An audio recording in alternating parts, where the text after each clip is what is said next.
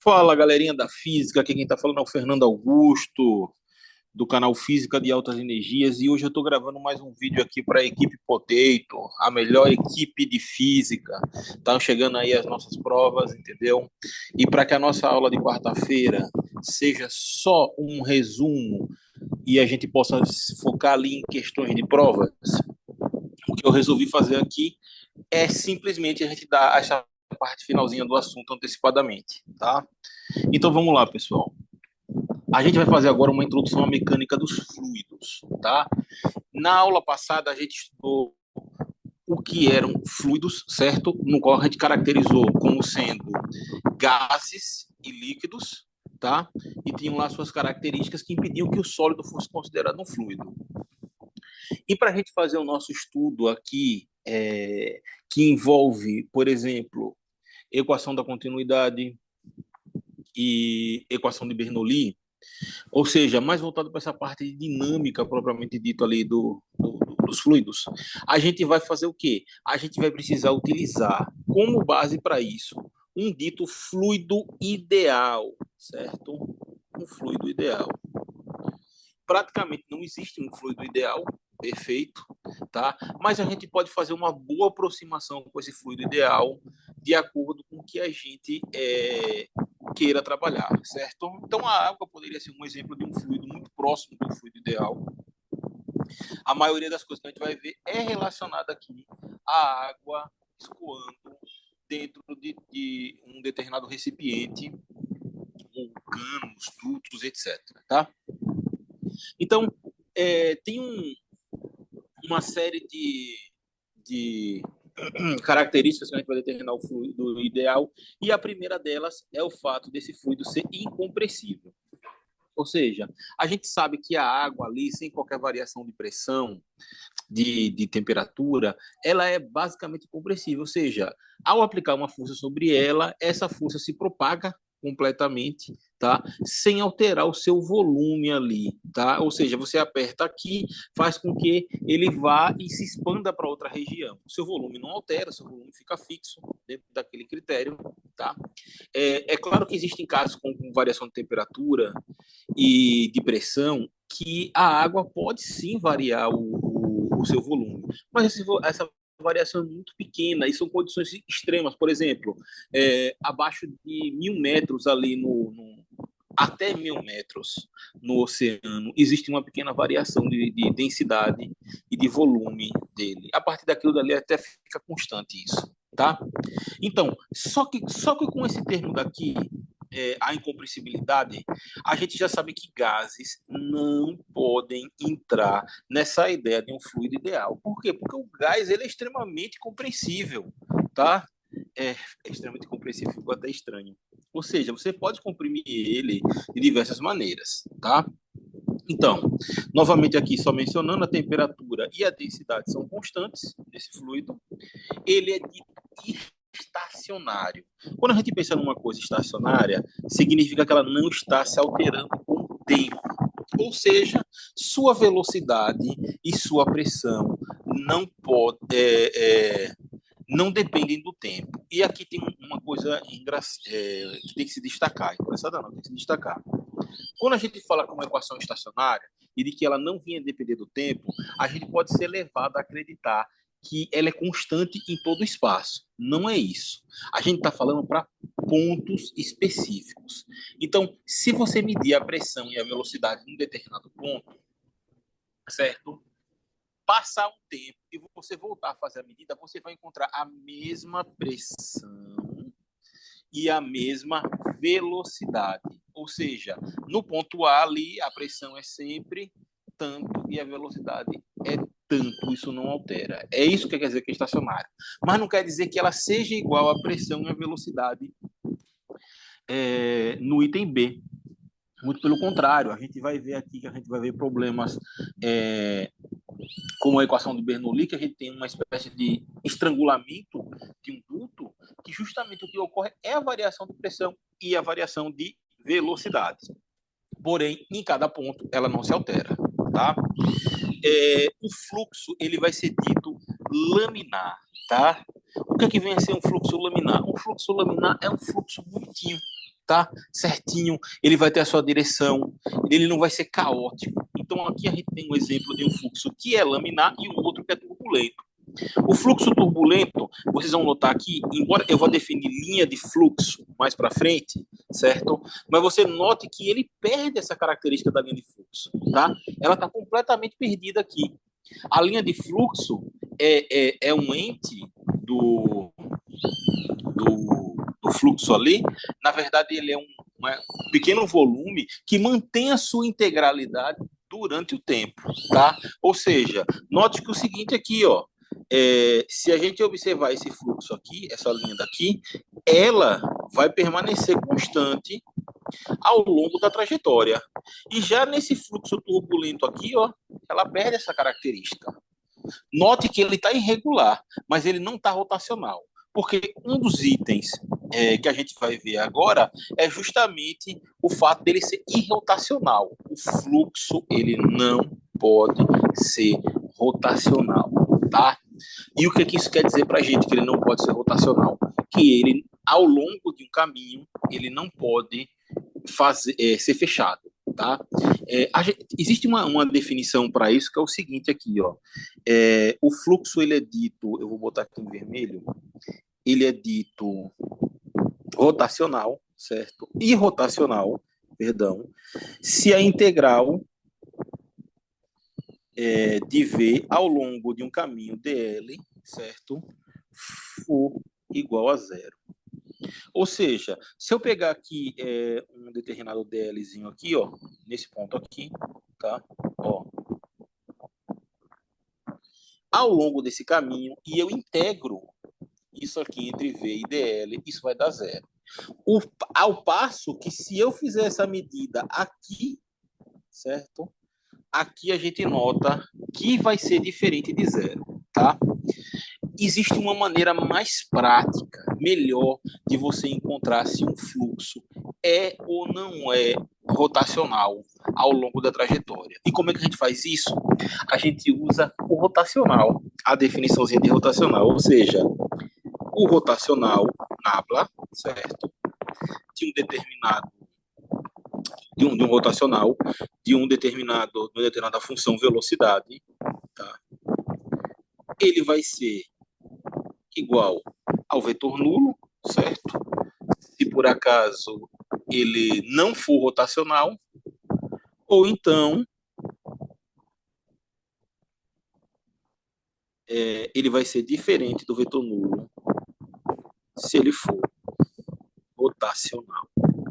Isso tem a ver muito com a ideia da equação ali do teorema de Stokes, certo? No qual você pega uma equação fechada ali, caminho, e você transforma numa equação dupla através do rotacional. Como se às vezes a gente pode pedir uma questão simplesmente que ele peça a velocidade, dada tal função da velocidade, calcule, demonstre se esse fluxo é ou não é rotacional. Em vez de você fazer pela integral, talvez seja mais fácil você usar o rotacional para fazer isso, tá? Mas enfim, isso aqui é mais uma curiosidade proporcionalmente dentro desse aspecto do que realmente assunto, tá? Linhas de fluxo. Quando a gente fala de linhas de fluxo, eu já tinha comentado, se você pega a trajetória de um pequeno volume de fluido, ele mantém a sua integralidade. Ele é chamado, ela mantém a sua integralidade, ela é chamada de linha de fluxo, tá? Então, olha assim, note aqui. Note que é o seguinte, ao longo da trajetória, e eu coloquei aqui, esses elementos aqui, ó, ele vai manter a sua integralidade. Ele pode estar até fazendo uma pequena variação aqui, ó. Perdão, pessoal.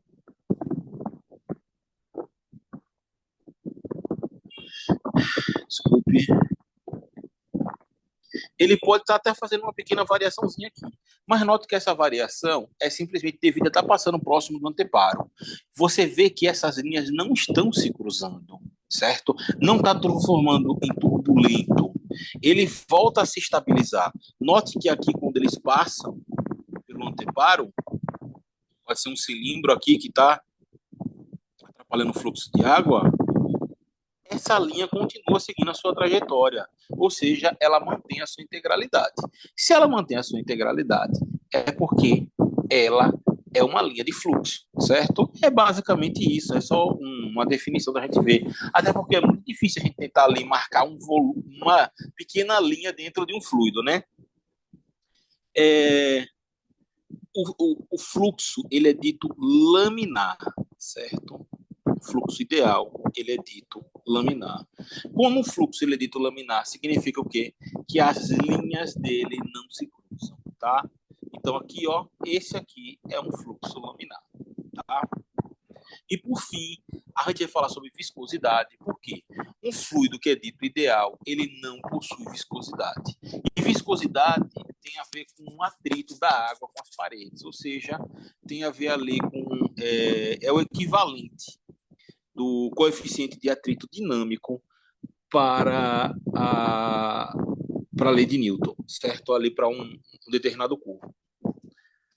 Então, isso aqui é viscosidade. Um fluido ideal, ele não é viscoso, tá? Então, a gente já fica sabendo assim, ó, falou em fluido ideal, ele vai ter que ser incompressível, certo? Temperatura e densidade constantes. Isso daí está dentro da ideia da própria incompreensibilidade do fluido. Ele vai ser laminar, ou seja, as linhas não se cruzam. Ele não possui viscosidade e ele é irrotacional, certo? Ele é irrotacional, tá? Então vamos lá.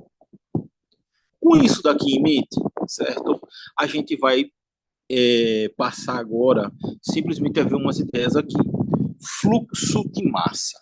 Imagine que você tem um determinado duto qualquer aí, aonde você está passando uma quantidade de água.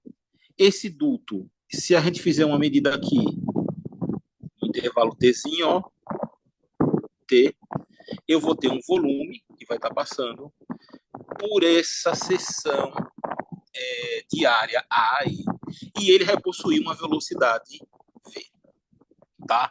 Então, aqui são as nossas características de equação que a gente vai utilizar, certo? As nossas variáveis. Nota que eu tenho um V minúsculo para velocidade, certo? O V maiúsculo está relacionado com o volume, tá? A gente vai ter área, né? A área que vai ser geralmente a área da seção, a gente vai ter sempre, na maioria dos casos, do circular, tá? E ρ vai ser a nossa densidade para o fluido em questão. Então, a gente pode notar o seguinte aqui, olha só. Eu tenho aqui esse duto meio curvado, esse normal, e aí você tem um fluxo que está passando através dele. Note que as linhas de fluxo dele, elas são linhas de fluxo, né? Porque elas são constantes, certo? Elas mantêm as suas características. E aí você tem uma quantidade de líquido que passa por A1 e que passa por A2, tá? Certo. Então você tem um fluido ideal que passa pela área da seção 1 e que passa, aqui não é fluxo, aqui é fluido.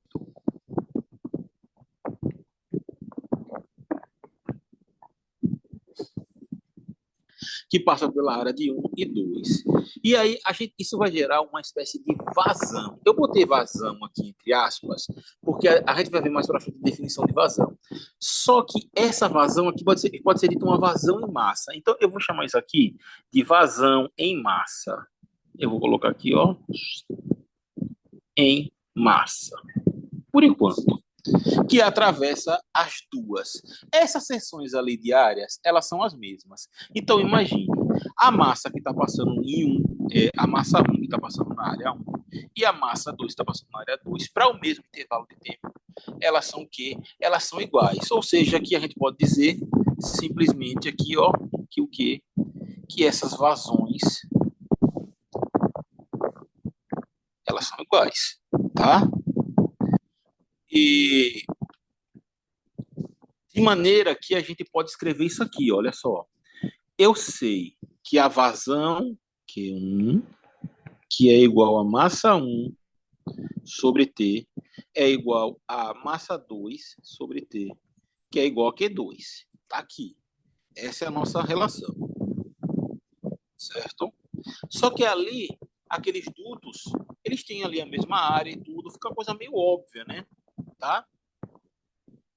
E vamos analisar agora para um fluido ideal quando ele atravessar quando ele atravessar um determinado duto que ele sofrer um processo de estrangulamento, tá? Só que antes, só o seguinte aqui, olha só. Da massa 1 igual a massa 2, eu posso fazer o seguinte aqui, olha só. Só a termos de curiosidade, eu posso escrever que essa vazão aqui, ó, Q1, ela poderia ser escrita da seguinte maneira. Vamos lá. Quem é massa? Massa é densidade vezes volume. A gente pode escrever dessa maneira. Então, eu poderia escrever aqui como sendo ρ vezes V. E quem é V? Eu posso pensar em V como sendo a área vezes o comprimento do fluido que passa naquele intervalo de tempo. Olha só. Eu vou pegar aqui em amarelo, certo? Em um determinado intervalo de tempo, vamos dizer aqui T, a quantidade de fluido que passou, ela tinha esse comprimento aqui, ó, dl, tá? Para esse intervalo de tempo dt. Então, eu posso escrever que a densidade vezes o volume, aonde tem um volume aqui, eu vou escrever, ó, a área, certo? Vezes L, onde L é o comprimento que passou do determinado volume ali, tá? Isso daqui tudo a gente vai dividir por quem? Vai dividir por T. Note que é o seguinte, ó, esse comprimento pelo tempo a gente chama da velocidade. E essa vai ser a velocidade em 1. Então, eu posso dizer aqui, simplesmente, que Q1 ela vai ser ρ vezes A1 vezes V1. Eu posso chegar aqui, ó, dizer que Q1 é ρ A1 V1, tá? E ele vai ter a mesma relação com o outro, que a gente sabe que essas áreas elas são iguais ali, né? Q1 e Q2 faz parte da definição que a gente utilizou. Agora a gente vai usar a mesma ideia, certo? Só que agora a gente vai para um fluxo que está sendo um fluido que está sendo estrangulado. O que vai ser estrangulado? Ou seja, ele é pressionado ali. Se ele é pressionado, vai haver uma variação. Então note aqui que a gente já tem, ó, duas velocidades diferentes. E é por isso que eu falei, a velocidade, esse fluxo ainda é estacionário, ele é ideal. Significa o quê? Que a vazão aqui é constante, em A1, e em A2 é constante também, mas não quer dizer que as velocidades que estão passando ali são iguais. Isso não são iguais por causa de quê? Justamente por causa dessa relação que a gente tem aqui, tá? Então, vamos lá.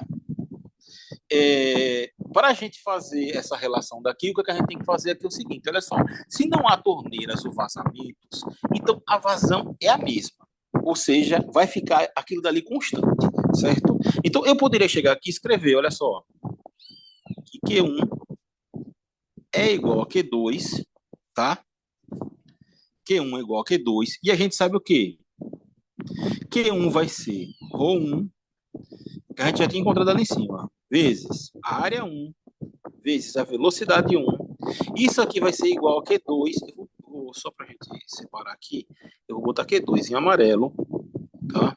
De maneira que a gente vai ter ρ2 vezes A2 vezes V2. E aqui note o seguinte, o fluido é o mesmo, tá? Se ele é o mesmo e ele é um fluido ideal, ele não vai ter variação de densidade. Então aqui, ó, você cancela A1 e A2, de maneira que a gente vai obter que A1 vezes V1 é igual a 2 vezes V2. Isso aqui é constante. Isso daqui é a nossa vazão, certo? É a nossa vazão.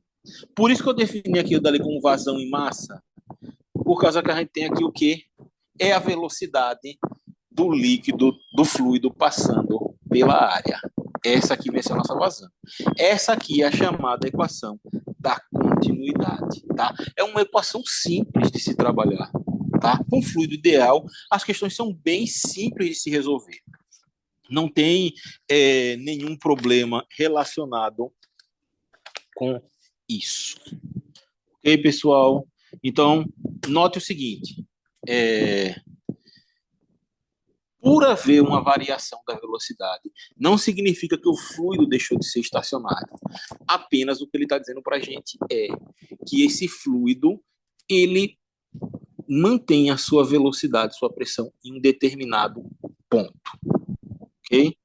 Então, novamente aqui, ó, a equação da continuidade ela prevê que a velocidade do fluido passando pela área 1 tem que ser igual à velocidade do fluido passando pela área 2. E agora a gente vai passar para a chamada equação de Bernoulli, tá? A equação de Bernoulli, ela vai tratar da conservação de energia, certo? Por que a gente vai tratar da conservação de energia? A gente vai ver já. Porque aqui é o seguinte, olha só, a gente tem esse esquema daqui de um chamado tubo de Venturi, tá? Isso aqui é chamado tubo de Venturi.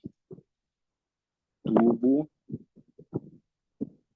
de Venturi, tá? No qual a gente pode ver o seguinte aqui. Nota o seguinte aqui, olha só. Tem a área da seção 1 aqui, certo? Aqui a gente pode dizer que teria uma área da seção A3, e essa área da seção A3 ela é igual à área da seção A1, tá? Então, note o seguinte aqui.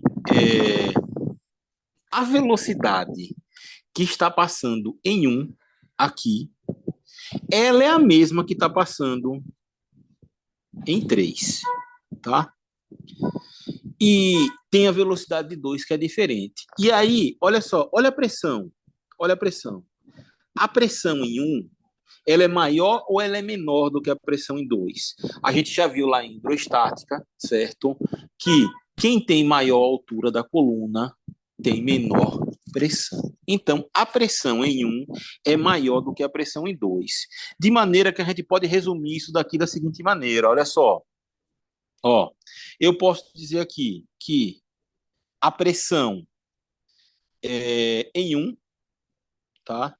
É maior do que a pressão em 2. Isso aqui é o resultado que a gente está vendo. E se eu quiser aqui, eu posso dizer que a pressão em 1 é igual à pressão em 3. Se a gente fosse fazer uma medida em 3, pelo tubo de Venturi, a gente ia encontrar basicamente isso, tá? Mas e a velocidade? E a velocidade? Olha só, se eu tenho que, pela equação da continuidade, a área 1 vezes a velocidade 1 tem que ser igual à área 2 vezes a velocidade 2, a área 1 é maior do que a área 2, certo? Para que isso se mantenha constante, o que é que tem que acontecer? A velocidade de 1 é menor do que a velocidade de 2. Se a gente fosse fazer a velocidade de 3, ela seria igual. Então, basicamente, o que está dizendo para a gente é isso daqui. E eu sei que pode parecer estranho, porque até para mim, a primeira vez que eu vi, eu achei contraintuitivo.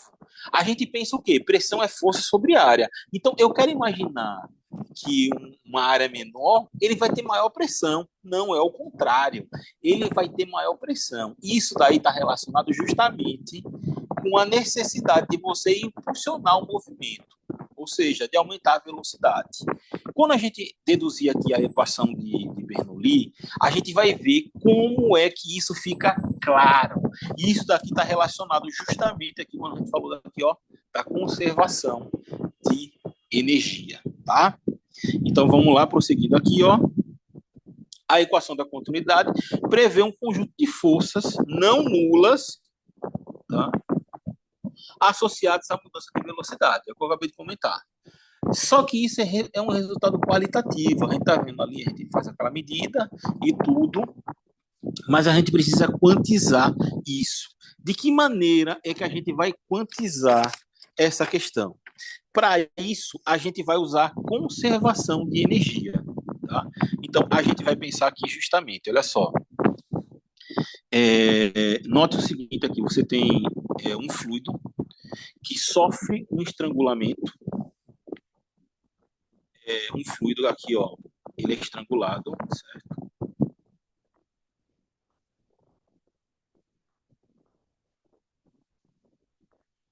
E ele sobe uma determinada altura.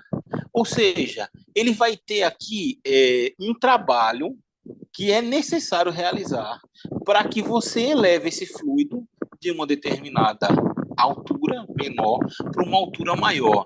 E note que esse trabalho daqui, isso daqui é uma coisa tão antiga na humanidade. Por quê? Porque isso aqui é o princípio que era usado nos aquedutos romanos, tá? Eles tinham lá uma coisa um pouco mais complexo do que a gente vê idealizado, né? Eles usavam uma coisa chamada o sifão invertido, que era mais ou menos assim, ó.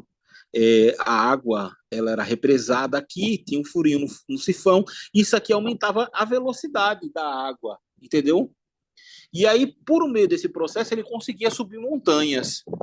E Roma, que durou ali em torno de quase 250 anos, certo? Ela tinha que manter a água chegando tanto para a cidade, que tinha 1 milhão de habitantes ali, como para outras localidades, e para isso foi necessário muita engenharia hidráulica, tá?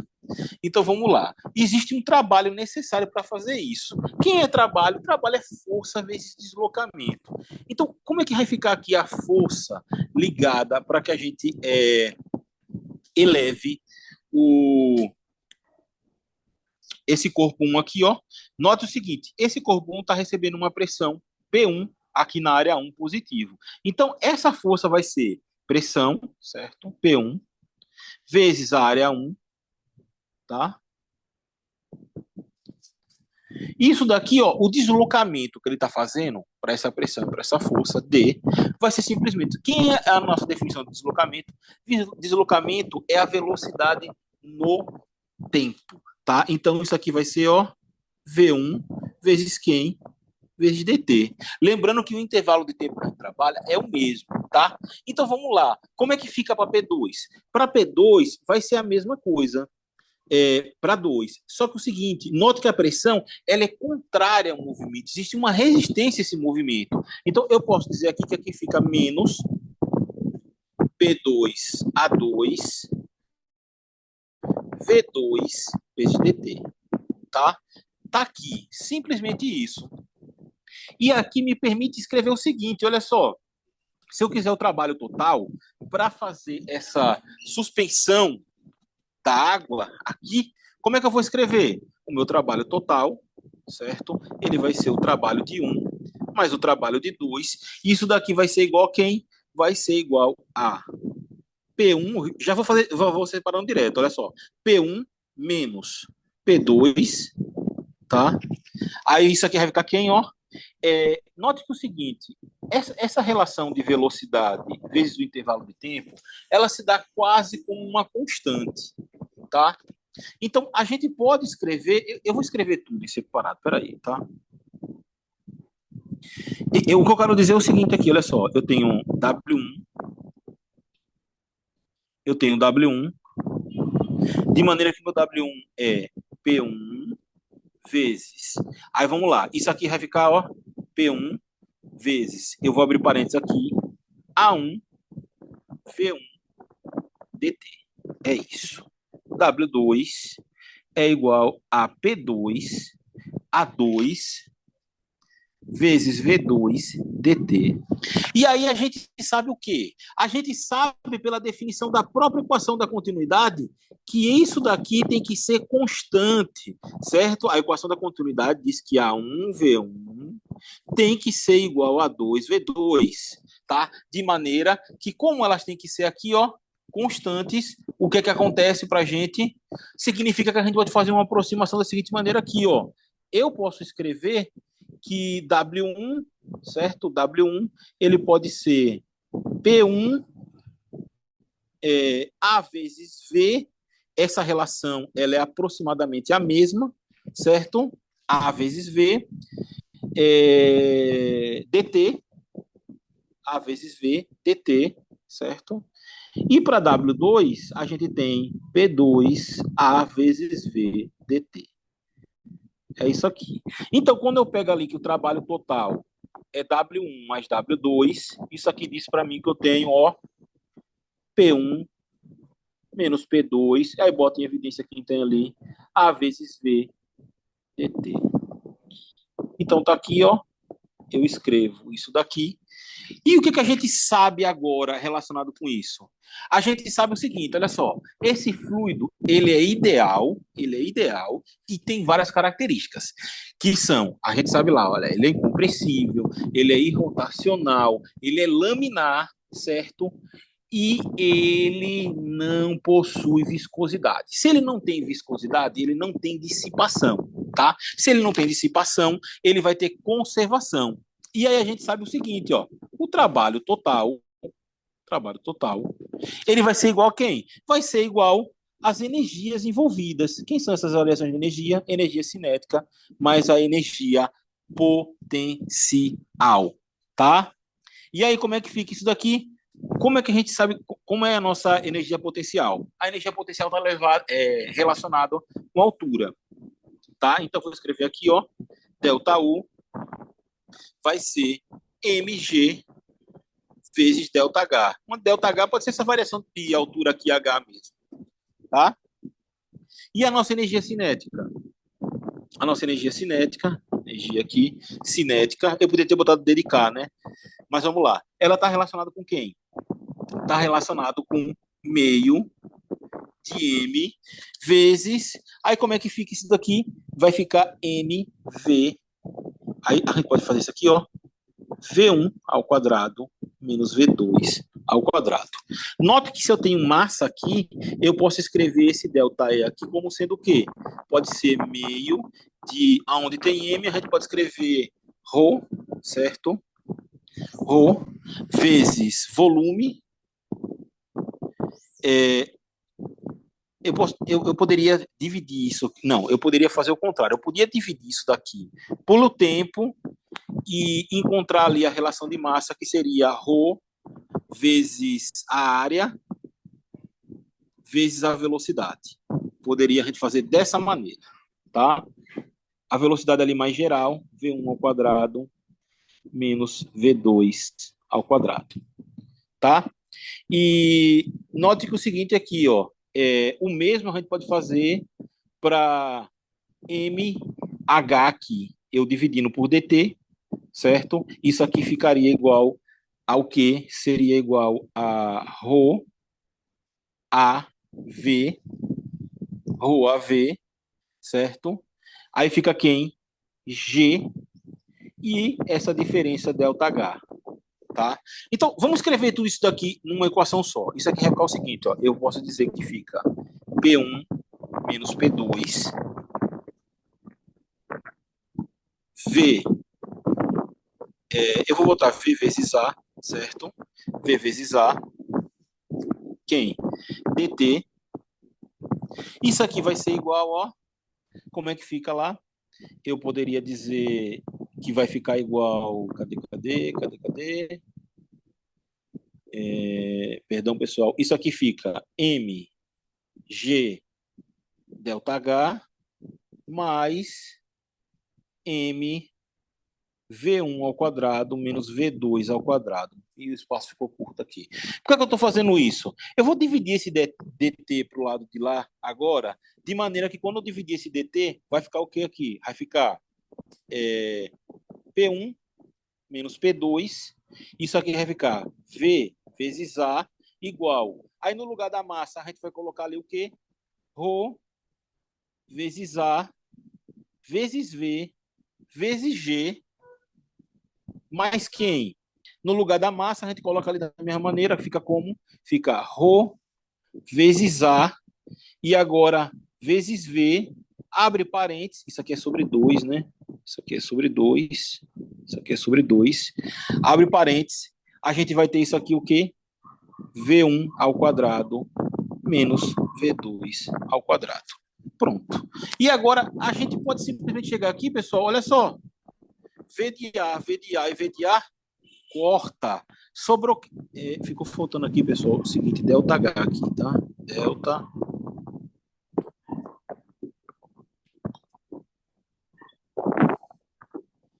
ΔH. E aí eu posso escrever o seguinte aqui, ó, P1 menos P2 é igual a ρg. Esse parâmetro ΔH tem a ver com uma determinada altura, a altura em relação a algum ponto. Se a gente disser que é zero o ponto menor, o ponto maior ali, H, eu posso escrever isso aqui como sendo só H, mas eu também posso escrever isso aqui como sendo H2 menos H1. Tá? E sobrou aqui mais quem para a gente? Ó, metade de ρ vezes V V1 ao quadrado, V1 ao quadrado, menos V2 ao quadrado. Pessoal, perdão, isso aqui é final menos inicial, tá? Então, isso aqui vai ser V2 menos V1. V2 menos V1.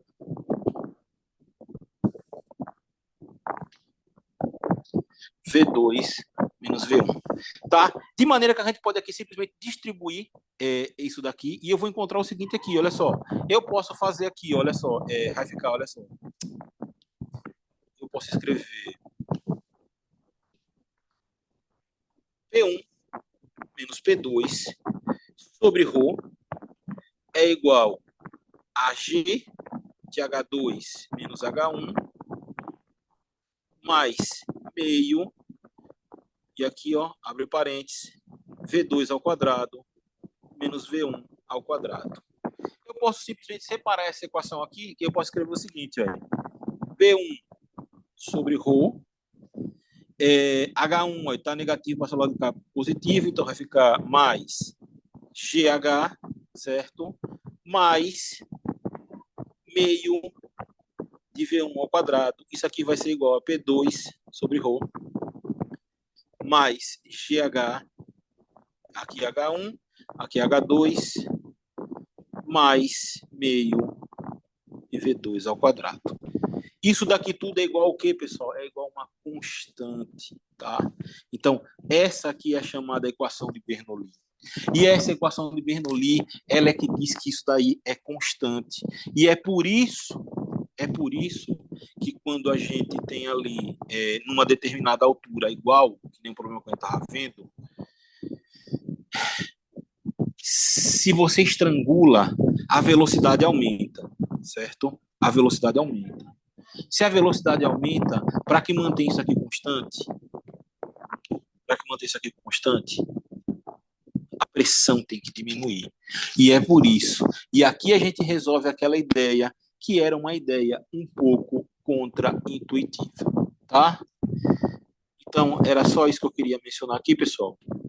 Existem umas outras questões referentes à equação de Bernoulli e equação de continuidade, tá? Por exemplo, você tem ali o problema de uma determinada furo numa caixa com água e está saindo água, a gente vai trabalhar isso como forma de questão, tá? Então, amanhã eu vou apresentar uma série de questões do livro de vocês, certo? E na quarta-feira a nossa revisão ali só com questões de prova, tá? Só lembrando, essa aqui é a equação de Bernoulli. Forte abraço a todos e até breve.